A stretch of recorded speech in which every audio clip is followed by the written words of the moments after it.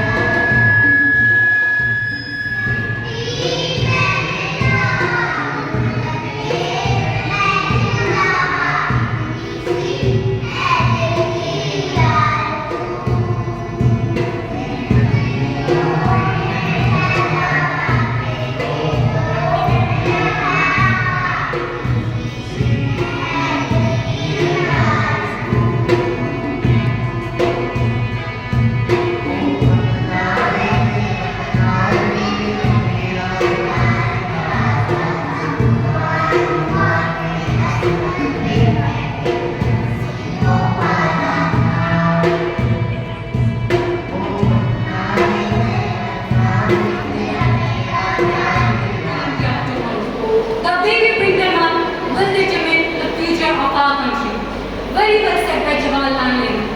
A very pleasant morning, respected judges, teachers, and my worthy colleagues. I, Risha Shadani, stand firmly in the motion that voting age should be lowered to 16. India takes pride in being the world's largest democracy, where every vote counts and every voice matters. But let us ask ourselves honestly, are we truly representing the real voice of India? The answer is big no. Why? Because more than 65% of our population is youth, and yet millions of them remain voiceless during elections simply because they're below 18. Best security for. This is not just a catchy phrase, but a profound warning. Respected judges, teachers, and all worthy debaters, I rise strongly against the motion. I stand before you today not just to debate, but to defend the integrity of our democratic process. My opponents may talk about rights, but I am here to talk about responsibility. Lowering the voting age to 16 is not progress, it is a dangerous experiment.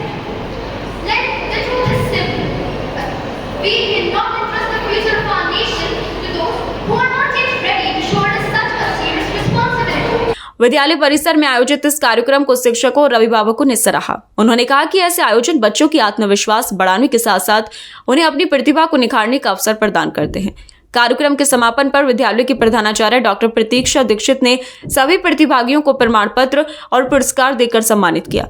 उन्होंने बच्चों को मेहनत और लगन के साथ आगे बढ़ने की प्रेरणा दी। प्रधानाचार्य ने कहा कि इस प्रकार की प्रतियोगिताएं विद्यार्थियों के सर्वांगीण विकास में मील का पत्थर साबित होती हैं। विद्यालय परिवार ने विजेताओं को शुभकामनाएं दी और सभी बच्चों की हौसला अफजाई की। नमस्ते।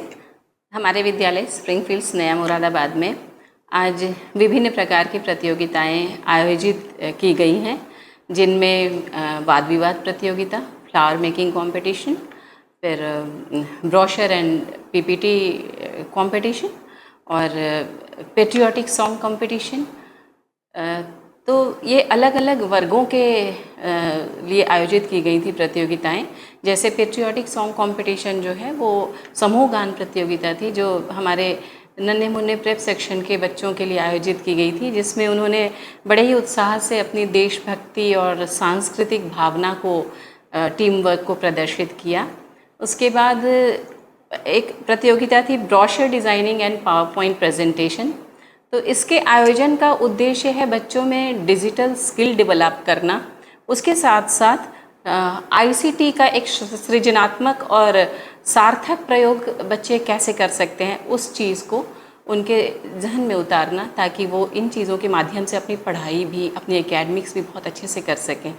साथ ही एक फ्लावर मेकिंग कंपटीशन था जो कक्षा 3 से 5 तक के बच्चों के लिए आयोजित की गई थी।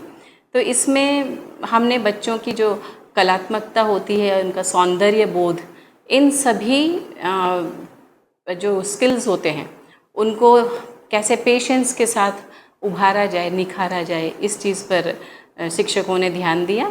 इसके बाद क्ले मॉडलिंग कंपटीशन था जो कक्षा 1 और 2 के बच्चों के लिए था, जिसमें उन्होंने बड़े ही उत्साह से रंग बिरंगी जो क्ले होती हैं उसके माध्यम से थीम बेस्ड आकृतियाँ बनाई। तो इसका मेन उद्देश्य था कि बच्चों का जो एक फाइन मोटर स्किल होता है उसको कैसे डेवलप किया जाए।